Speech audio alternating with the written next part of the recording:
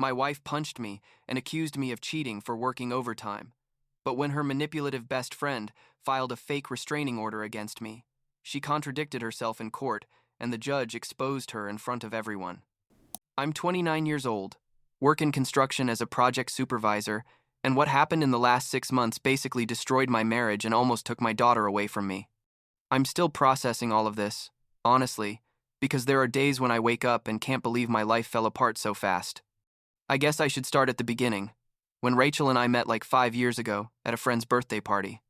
She was an elementary school teacher, super sweet and patient type, and I fell completely in love from the first moment.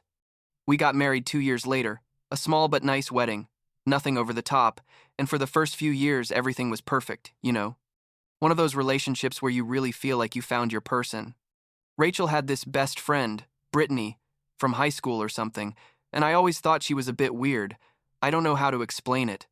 She was one of those people who always have drama in their lives, you know what I mean? Like if she wasn't fighting with someone or didn't have some problem, she wasn't happy. But she was Rachel's best friend. So I tried to get along with her, even though we were never close.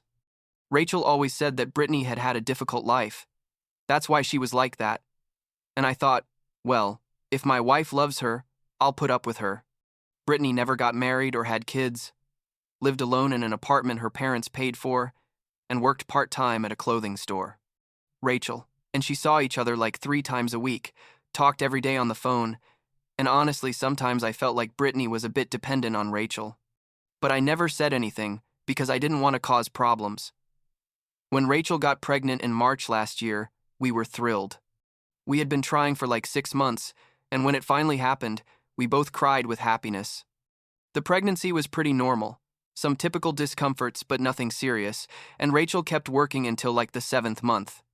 Brittany was super excited too, like more than normal to be honest, always talking about how she was going to be the favorite aunt and how she was going to take care of the baby all the time.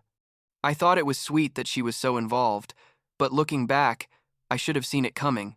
That obsession wasn't healthy. Chloe was born on December 15th, and the delivery was horrible, honestly. Rachel was in labor for almost 18 hours, and in the end, they had to do an emergency C-section because the baby's heart rate started dropping. I was terrified, literally thought I was going to lose them both. Thank God Chloe was born fine, perfect, but Rachel was left very beaten up physically and emotionally. The first few days in the hospital were difficult. Rachel cried a lot and said she felt disconnected from the baby, that she didn't feel that instant love that supposedly all mothers feel. The doctors told us it was normal after a traumatic birth, to give it time. When we got home, things got worse. Rachel barely wanted to hold Chloe. I ended up doing most of the baby care when I wasn't working, and Rachel spent most of the day in bed or crying. Brittany started coming every day, supposedly to help, and at first I thought it was good that Rachel had that support. But Rachel wasn't getting better. Every day she seemed worse, more distant, more shut down. I told her she needed to see a doctor, that this wasn't normal, but she got angry and said I didn't understand, that she just needed time. Brittany backed her up, saying that men don't understand what it's like to be a mother, that it was normal to feel like that, basically invalidating my concerns. At the end of January, my boss offered me a big project that required a lot of extra work, but came with a considerable bonus. We were short on money because Rachel had stopped working, and expenses with the baby were high. So, I accepted. It meant doing a lot of overtime, leaving early and coming back late, sometimes working weekends. I explained everything to Rachel, told her it was just for 3 months, and that money would really help us. She said it was fine, that Brittany could help her more during the day. And that's how all this hell started, basically. Brittany started spending even more time at the house. Like she'd arrive in the morning and stay until night. At first I thought it was good, that Rachel needed the company and help, but then I started noticing that Rachel was acting different with me. She got distant when I arrived, answered me curtly, looked at me with distrust. I was confused because literally all I did was work and try to help with the baby when I was home. One day I arrived, like at 9 at night, dead tired, after being at the construction site since 6 in the morning, and Rachel greeted me with a face I'd never seen on her. She asked me where I'd been, and I told her working, like every day, she said, Brittany told me you're probably not working as much as you say, that maybe you're with someone else. I couldn't believe it. Literally stood there not knowing what to say. I asked her why the hell she would think that. If I arrived every day tired and dirty from construction, if I sent her photos from the site, if she could call my boss to confirm, but Rachel was convinced. Or, well, not completely convinced, but the seed of doubt was already planted. She told me that overtime was a very convenient excuse, that Brittany was right, that it was suspicious I suddenly needed to work so much. I tried to reason with her, showed her the project schedules, the extra payments in my account, everything, but nothing seemed to be enough. And the worst part is that Brittany was there, sitting in my living room, nodding like she was some marriage counselor, saying things like, "Women have intuition for these things. Rachel just wants you to be honest with her." Things escalated really fast after that.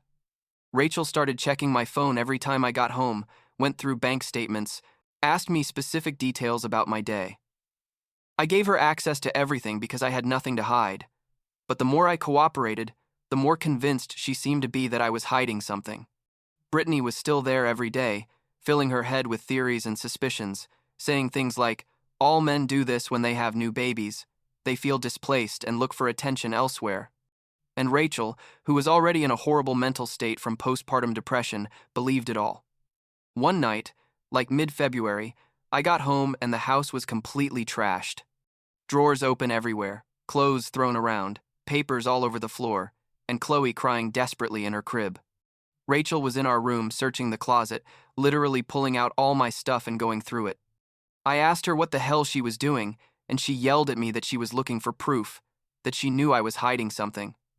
I tried to calm her down, but she was beside herself, completely irrational. I went to calm Chloe, who had a dirty diaper and had probably been crying for hours. And when I was changing her, Rachel came and accused me of caring more about the baby than about her. I was in shock, like didn't know how to respond to that. I told her I was worried about her, that she needed professional help, that this paranoia wasn't normal. That made her more furious. She said, "I just wanted to make her look crazy, so I could justify my affair." That night I called Rachel's parents, explained what was happening, that Rachel needed to see a doctor, that this wasn't just postpartum sadness, but something more serious. They came the next day and also tried to talk to her, but Brittany had already talked to them first. He had told them her version of events, where I was the villain, cheating on their daughter while she dealt with a newborn baby. Rachel's parents were confused, didn't know who to believe, and Rachel was so manipulated by Brittany that she backed up everything she said. It was a nightmare. Everyone in that house, accusing me of things I didn't do. While I tried to stay calm and take care of my daughter, the situation exploded a week later. I had worked another long day, arrived like at 8 at night, and Rachel was waiting for me at the door with Brittany by her side. Before I could even enter, Rachel demanded I give her my phone, that she wanted to check it right there. I gave it to her. Like always, because I had nothing to hide.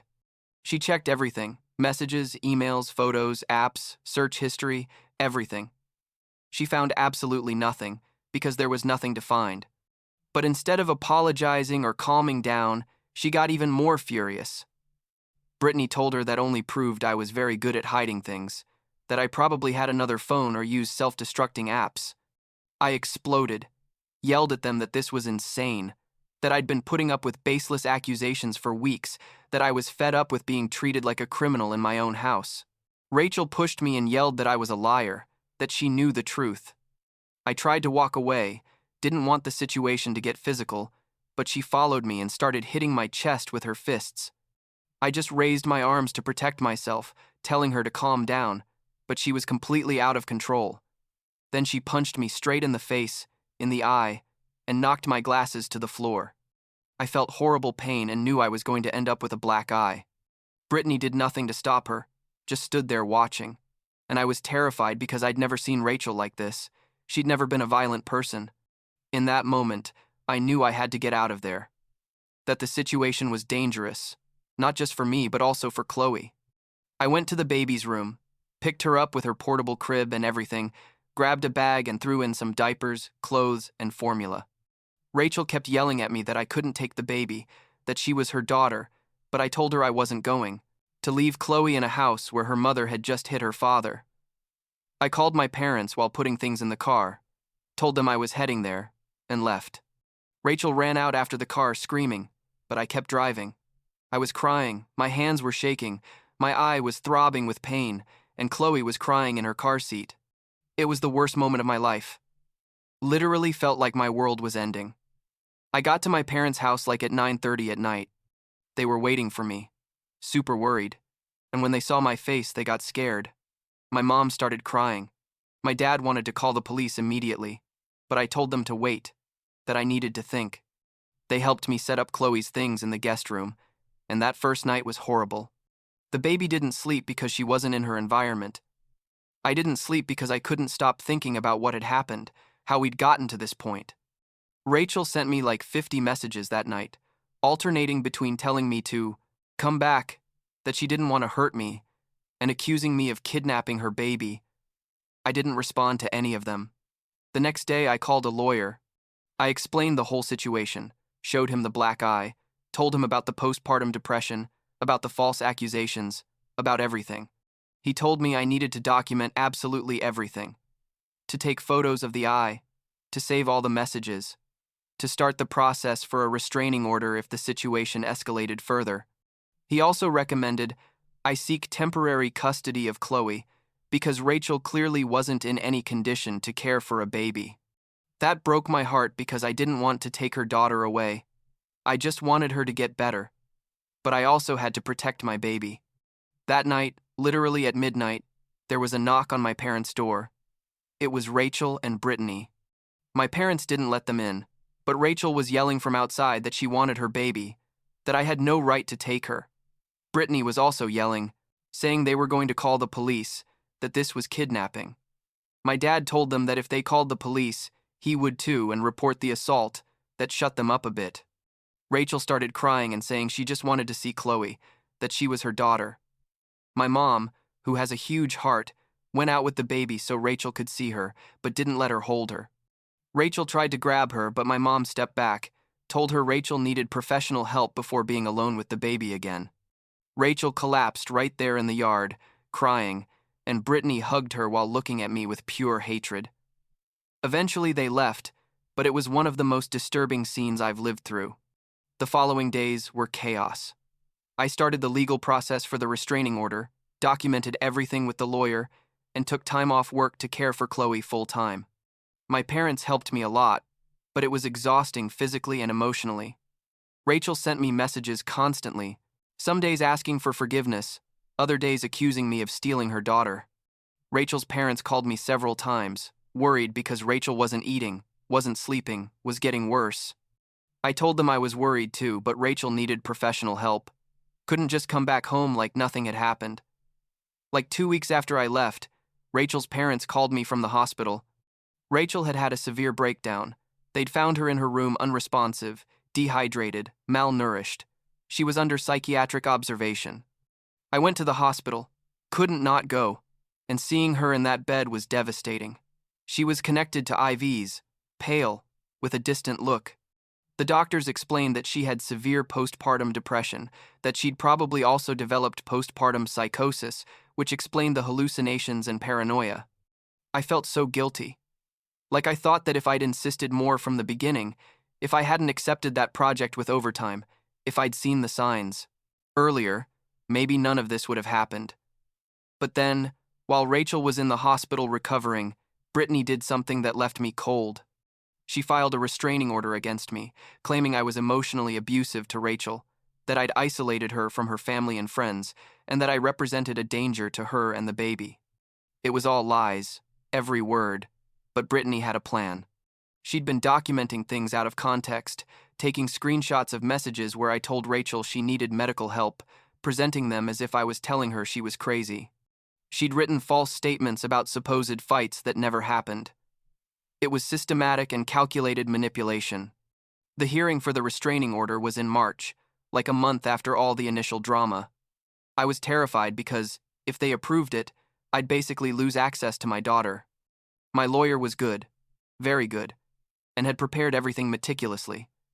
We brought photos of my black eye, Rachel's medical, Records from the hospital confirming postpartum depression, messages from Brittany where her obsession and manipulation were clear. We also called witnesses, including my parents and some neighbors who had witnessed Rachel's erratic behaviors. Brittany contradicted herself like 3 times in her testimony. First, she said I was never home. Then said when I was there I was controlling. She said I yelled all the time, but couldn't give specific examples. The judge didn't buy it. Literally saw on his face that he knew she was lying. When they brought Rachel to the stand, she was medicated and more stable, and started contradicting Brittany.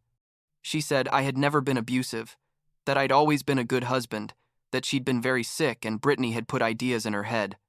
She said Brittany had told her I was cheating on her, that all men do it, that I probably wanted to get rid of her. Rachel admitted she didn't remember much from that period because she was in a horrible mental state. But what little she remembered clearly was that I'd tried to help her and she hadn't accepted it. The judge dismissed the restraining order immediately. He told Brittany that filing false statements in court was a serious crime and she should be grateful they weren't charging her with perjury. He prohibited her from having contact with Rachel, while Rachel's psychiatric treatment lasted, basically kicked her out of our lives completely. When we left the courthouse, Rachel approached me and asked for forgiveness. She was crying, telling me she was so sorry, that she didn't know how she'd gotten to that point, that she understood if I never forgave her. I cried too, told her I just wanted her to get better, that Chloe needed her mom healthy. Rachel agreed to continue treatment, see her psychiatrist and therapist regularly, take her medication. She also agreed to sign full temporary custody of Chloe to me while she recovered. She said she didn't trust herself to be a mother at that moment, that she feared hurting the baby unintentionally. That was like 3 months ago. Rachel is still in treatment, living with her parents, and I've seen her improve little by little. She sees Chloe once a week at her parents' house, supervised visits, and each time she looks more like the Rachel I met years ago.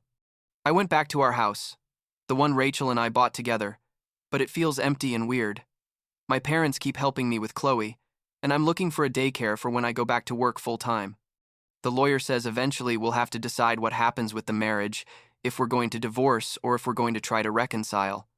Honestly, I don't know what I want. Part of me loves Rachel and understands she was sick, that it wasn't really her who hit me and accused me of those horrible things. But another part of me feels the trust is broken, that every time I look at her I see that moment when she punched me, that I'm afraid it'll happen again. Last week, Rachel sent me a long letter, handwritten, explaining everything from her perspective. She said that after the birth, she felt like she was in a black hole she couldn't get out of. That when she looked at Chloe, she felt nothing, and that terrified her. That Brittany appeared offering help and support, but instead of helping, she dragged her down more, filling her head with fears and paranoias. That now she understands Brittany was jealous.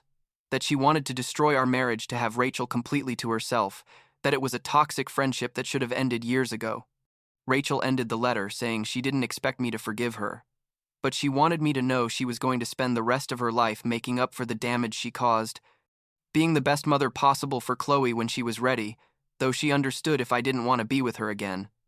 I haven't responded yet. I don't know what to say, honestly.